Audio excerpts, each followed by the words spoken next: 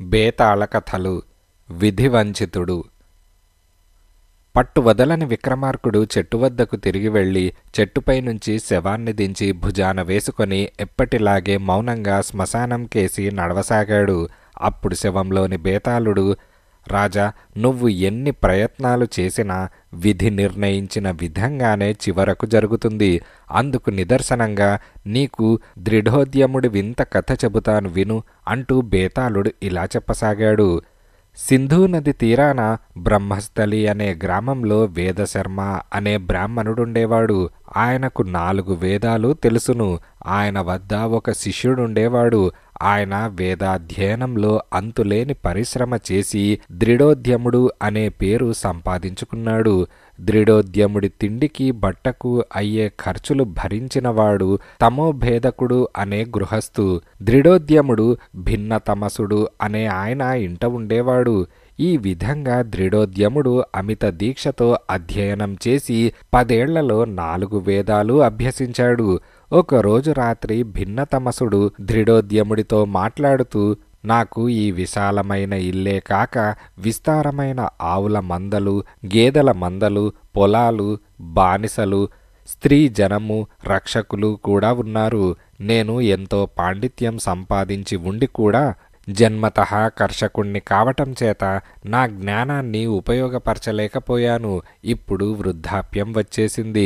మహర్షులు చెప్పినట్టు నా మిగతా జీవితాన్ని తీర్థయాత్రలలో గడప నిశ్చయించాను. ముక్తి కోరినవాడు వారణాసి వద్ద అవిముక్తం సేవించాలి. నాకున్నదంతా నీకిచ్చేస్తాను, తీసుకో అని అన్నాడు. దృఢోద్యముడు అందుకు ఒప్పుకొని మర్నాడు తన గురువు వద్ద తమోభేదకుడి వద్ద సెలవు పుచ్చుకొని వచ్చి ఆస్తిని దానంగా పుచ్చుకుంటానన్నాడు. అయితే మర్నాడు భిన్నతమసుడు ఎంతసేపు ఎదురు చూసినా దృఢోద్యముడు రాలేదు.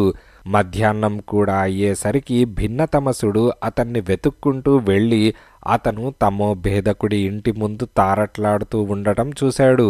నేనింకా తమోభేదకుడి వద్ద సెలవు పుచ్చుకోలేదు. ఇంట్లో అందరూ హడావిడిగా ఉన్నారు, కారణం తెలియదు అని దృఢోద్యముడు భిన్న మనసుడితో అన్నాడు. భిన్నతమసుడు నవ్వి, తమోభేదకుడి భార్య ప్రసవించబోతున్నది, అందుకే హడావిడి. ఆమెకు ఆడపిల్ల పుడుతుంది. నువ్వు ఆమెను పెళ్లాడతావు, ఆమె కులం చెడుతుంది అని చెప్పి వెళ్ళిపోయాడు. ఇది విని దృఢోద్యముడికి కంగారు పుట్టింది. తమోభేదకుడికి నిజంగా ఆడపిల్ల పుడితే భిన్నతమసుడు చెప్పిన మిగిలిన 2 విషయాలు కూడా నిజమవుతాయని అతనికి తోచింది. అతను ఇలా అనుకుంటూ ఉండగానే తమోభేదకుడు ఛీ ప్రారబ్ధం అని అనుకుంటూ బయటకు వచ్చాడు. ఆయనకు ఆడపిల్లే పుట్టింది. భిన్నతమసుడు చెప్పిన విషయాలు అబద్ధం చేసి తాను ఆ పాపిష్టి పిల్లను పెళ్లాడకుండా ఉండగలందులకు దృఢోద్యముడు మర్నాడే బయలుదేరి సింధు తీరాన్ని వదిలేసి 10 ఏళ్లపాటు నానా దేశాలు సంచారం చేసి చివరకు గంగా తీరానికి వచ్చాడు. ఒకనాడు అతను ఒక బ్రాహ్మణ గ్రామం చేరి ఒక ఇంటికి వెళ్ళి అక్కడ కనిపించిన వృద్ధురాలితో, అమ్మ, కాసిన్ని మంచినీరిప్పించండి అని అన్నాడు. ఆ వృద్ధురాలు, అమ్మ తమాలిక, ఒక పీట, చెంబుతో నీళ్లు తీసుకురా తల్లి అని కేకపెట్టింది. లోపల నుంచి ఒక పిల్ల వచ్చింది. ఆమె నల్ల దుస్తులు ధరించి మెల్లకళ్లతో ఒకేసారి అన్ని దిక్కులా చూస్తూ కుంటిగా నడుస్తూ ఒక చేతిలో పీట, ఇంకో చేతిలో నీళ్ల చెంబు పట్టుకొని వచ్చింది. కూర్చో అంటూ ఆమె పీట వెయ్యబోయి చెంబును కింద వేసింది. అదేం పనే అమ్మా, మళ్ళీ చెంబుతో నీరు పట్టుకురా అని వృద్ధురాలన్నది. దృఢోద్యముడు విశ్రాంతిగా కూర్చున్న మీదట ఆమె అతన్ని, ఏ దేశం నుంచి వస్తున్నావు, ఎక్కడికి పోతున్నావు అని అడిగింది. అన్ని దేశాల నుంచి వస్తున్నానని చెప్పవచ్చు. ఏ బ్రాహ్మణ గ్రామంలోనన్నా స్థిరపడి పిల్లలకు చదువు చెబుతూ జీవితం వెళ్ళబుచ్చుదామనుకుంటున్నాను అని దృఢోద్యముడన్నాడు. అయితే నువ్వు మరెక్కడికి పోనవసరం లేదు. చదువులో పెట్టవలసిన వాళ్ళు నా మనుష్యులిద్దరున్నారు. వాళ్లకు నువ్వు కావాలి, నీకు వాళ్ళు కావాలి అని వృద్ధురాలన్నది. దృఢోద్యముడు సరేనని ఆ గ్రామంలోనే ఉండిపోయి 2 ఏళ్లపాటు ఆవిడ మనవళ్ళిద్దరికీ చదువు చెప్పాడు. ఇంతలో ముసలావిడకు ఒక ఆలోచన వచ్చింది. తమాలికకు పెళ్ళీడు వచ్చింది.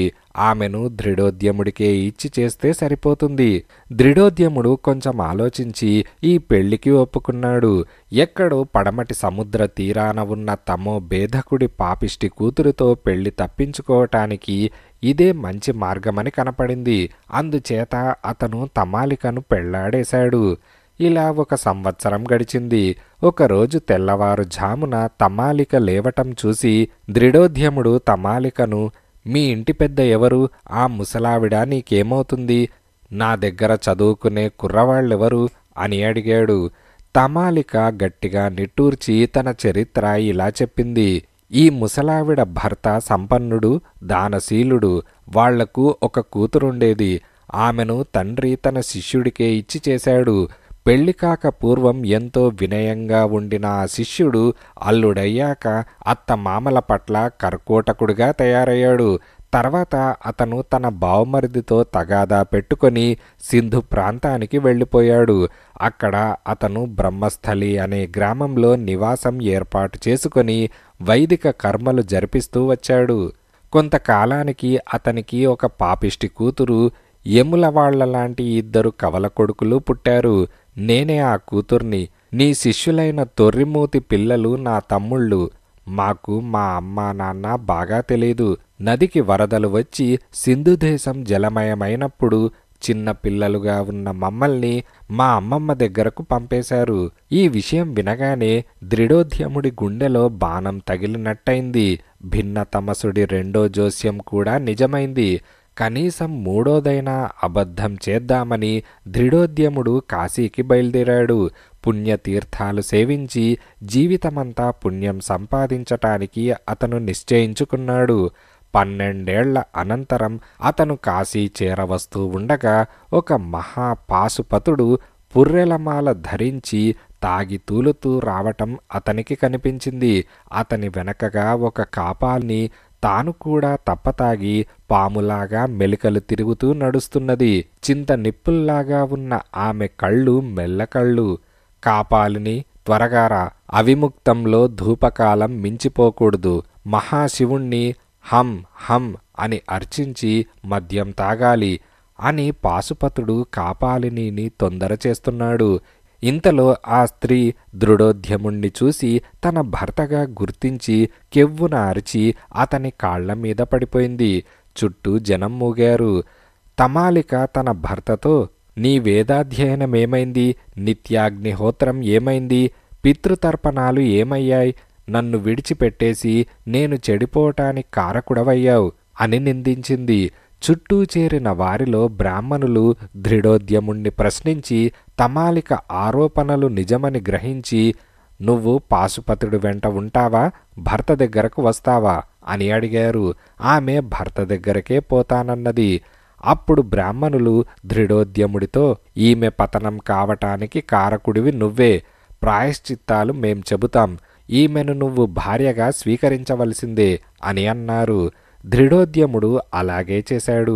బేతాళుడు ఈ కథ చెప్పి, రాజా, దృఢోద్యముడికి కలిగిన అనుభవాలకు కారకులెవరు? విధి నిర్ణయమా? దృఢోద్యముడి ప్రవర్తననా? అతను భిన్నతమసుడి జోస్యం నమ్మినట్టా నమ్మనట్టా? ఈ సందేహాలకు సమాధానం తెలిసి కూడా చెప్పకపోయావో నీ తల పగిలిపోతుంది అని బేతాళుడన్నాడు. దానికి విక్రమార్కుడు, దృఢోద్యముడు భిన్నతమసుడి జోస్యం నమ్మబట్టే అతను దాని నుంచి తప్పించుకోవటానికి నానాయాతనలు పడ్డాడు. నమ్మకం లేని వాడైతే ఆ జోస్యాన్ని నిర్లక్ష్యం చేసి తన మానాన తాను జీవించి ఉండేవాడే. భిన్నతమసుడి జోస్యం విధి నిర్ణయాన్ని చెప్పిందే గనక విధి నిర్ణయం అమలు జరిగిందనాలి. అయితే విధి నిర్ణయం పూర్తిగా దృఢోద్యముడి నిర్ణయాల ద్వారానే అమలు జరిగింది. తమాలికను తాను పెళ్లి చేసుకోకుండా ఉండాలంటే అతను పారిపోవటానికి బదులు ఆమెకు సాధ్యమైనంత దగ్గరలో ఉండాలి. ఆమెను పెళ్లాడిన ఏడాదికి అతను ఆమె పుట్టు పూర్వోత్తరాలు కనుక్కోవటం కూడా అతని పొరపాటే. వాటిని అతను ముందుగానే తెలుసుకొని ఉండవచ్చు. తెలుసుకున్న తర్వాత అతను పారిపోవటం తప్పని తమాలిక 10 మంది ఎదుట నిరూపించింది. చివరకు కూడా ఆమె అతనితోనే ఉండగోరిందంటే అందుకు కారణం ఆమె దుర్బుద్ధి కాదని స్పష్టమవుతున్నది. అందుచేత దృఢోద్యముడిది పూర్తిగా స్వయంకృత అపరాధమే అని విక్రమార్కుడు సమాధానమిచ్చాడు. రాజుకు ఈ విధంగా మౌనభంగం కలగగానే బేతాళుడు శవంతో సహా మాయమై తిరిగి చెట్టెక్కాడు.